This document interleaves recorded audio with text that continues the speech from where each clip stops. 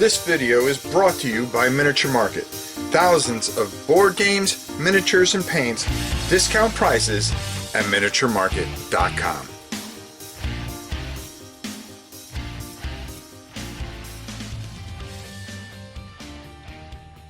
Now, last Christmas, one of the best things I got to do was, I think it was the day after Christmas or a Christmas vacation, I did Undaunted Normandy, and I played it solo, and I had such a good time.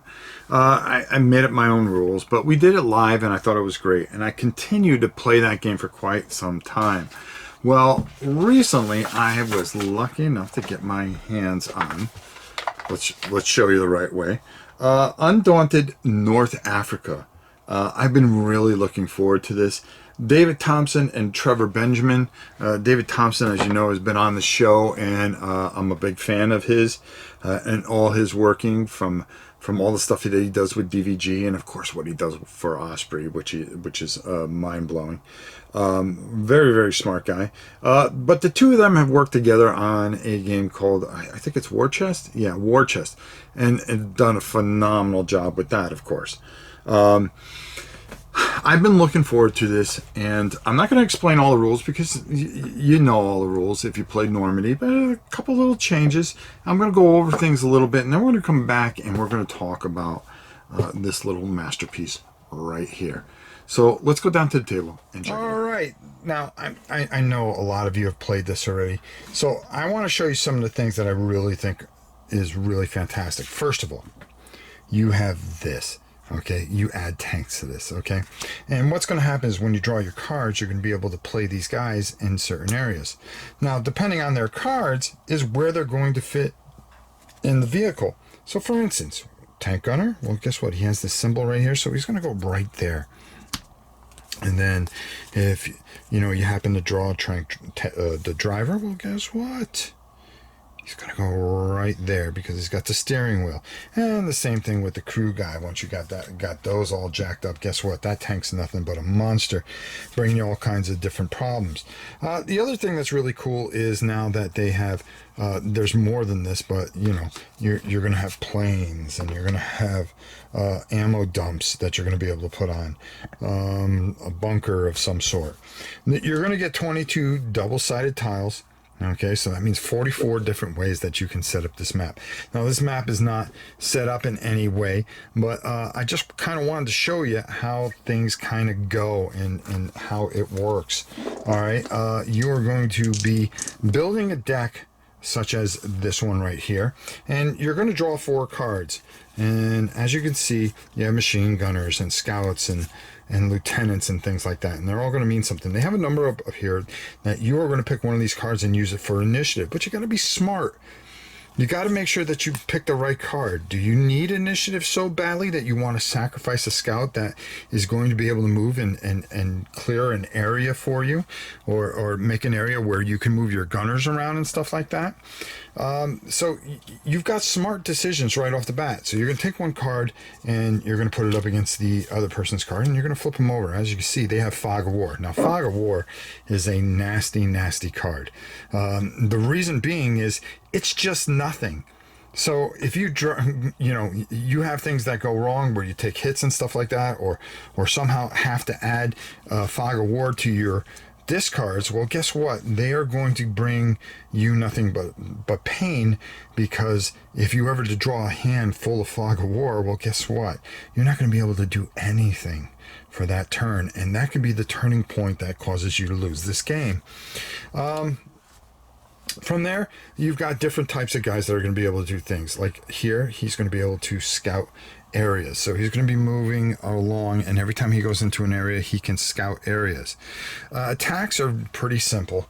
If you want to make attack and you have the attack ability, okay, what you're going to do is you're going to count out. So say this gunner's right here. He has a defensive 4, and he is 1, 2 away. So you're going to add 2 there. So that's going to be a 6. He has an attack 1, which means he rolls 1 die, which means he needs a 6, and he rolled a 9, so he's going to be able to hit this guy. Next hit, he's gone. Right now he's suppressed, so he's not going to be able to do anything.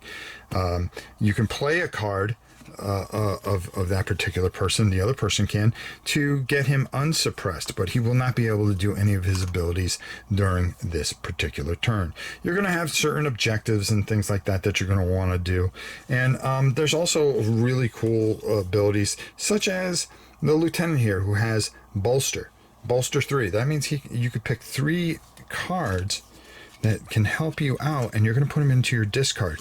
So next time you shuffle, your whole thing's going to be even better. So you're going to have a chance to bring out and utilize people that are really going to help you out. The scenarios are just brilliant, and these are the things that I wanted to show you, because I just threw this together just to give you a quick idea how this goes. It's going to show you how to build your deck and what you're going to have that you can pull from, and everything's very well done, and the maps are just smart. I mean, look how cool some of this stuff is. And you're going to learn more and more rules as you play more and more scenarios. They're going to add different things that are really going to help you out. And as you can see, the maps are going to get bigger. You're going to add tanks until you get all the way down to, hey, the all-out, the Great Escape. I believe that's the last one. Yes, it is. And as you can see, this one is just buttsy, because it's just saying game on, and that's what we like. So it builds up to this great crescendo, and it just does a wonderful job for what this is. This is just a great war game.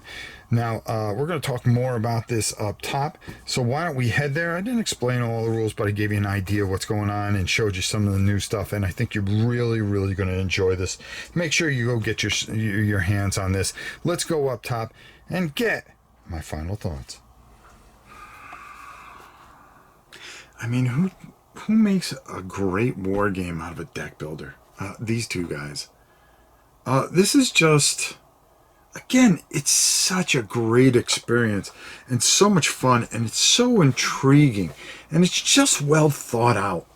A great game, a must-have for your collection. I really suggest it.